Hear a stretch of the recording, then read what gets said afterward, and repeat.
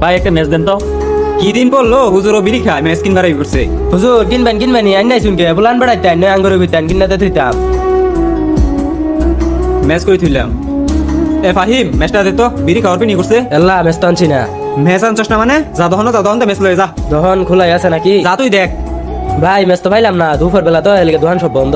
আরে ভাই ওই তো হুজুর আইতাছে। হুজুর এলে লাভ আছে? এমনি তুই বিড়ি খাবার পাইতেছি না, হুজুর এলে তোমার উইটটা বড় লাগবো। আর কি আর উঠতে ভরো লাগবো মনে নাই এই হুজুর তো দিনকে ম্যাচ কিনলো, পলায় বিড়ি খায় ম্যাচ লয়ে ঘুরে। হুজুরে ডাক দে। ওই হুজুর। আসসালামু আলাইকুম। ওয়ালাইকুম আসসালাম। হুজুর আইনের ভাই ভালো হইলো, আইনের ঠিক আছে? কি আছে, কিসের কথা বলতেছেন? ও বুঝছি ফাহিম, হুজুর শরম পাইতাছে, আঙ্গুর সামনে খাবার চাইতেছে না। আপনারা কি বলতেছেন আমি কিছুই বুঝতেছি না, আপনারা একটু ভাঙ্গা বলেন। ও হুজুর এখন কিছুই জানে না। আচ্ছা সমস্যা নাই, আঙ্গুর লগে খাওয়া লাগতো না, আইনে ফলাই খাই যায়। আইনে তো ম্যাচ আছে, হ আছে। এই ম্যাচটা দিন। ও আপনারা তাহলে তখন আমারে বিড়ি খাওয়ার কথা কইলেন? তাই আইনে বুঝুন না আইনের কি এর কথা কইতাছি। আরে ভাই আমি তো বিড়ি টিড়ি খাই না। বিড়ি খাই না আইনে ম্যাচ লয়ে ঘুরুন কে লিখিয়া। তাহলে শুনেন, আমি আমার সাথে কেন ম্যাচ নিয়ে ঘুরি? যখন আমার কোনো পাপ কাজ করতে মনে চায় তখন এই ম্যাচ দিয়ে আমি আমার হাতকে পুরাই, যেন জাহান্নামের আগুনের সেই ভয়াবহতাকে আমি অনুভব করতে পারি এবং যেন এটা আমি উপলব্ধি করে পাপ কাজ থেকে ফিরে আসতে পারি।